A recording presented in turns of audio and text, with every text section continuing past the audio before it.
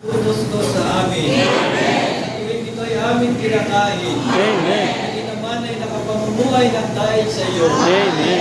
Kapatid na dugong iyong binugo. Para sa pag-aalis ng aming mga kasalanan. Noon, nais naming tikman muli ito. Sa iyong muling pagbabalik. Sa kaharian ng iyong Ama. Amen. Oh, hallelujah! Amen. Amen.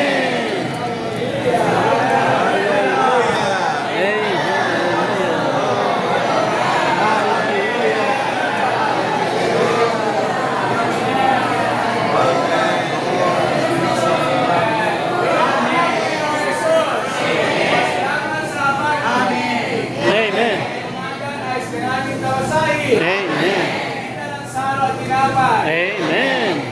Pagkain mag-inom sa iyo. Amen.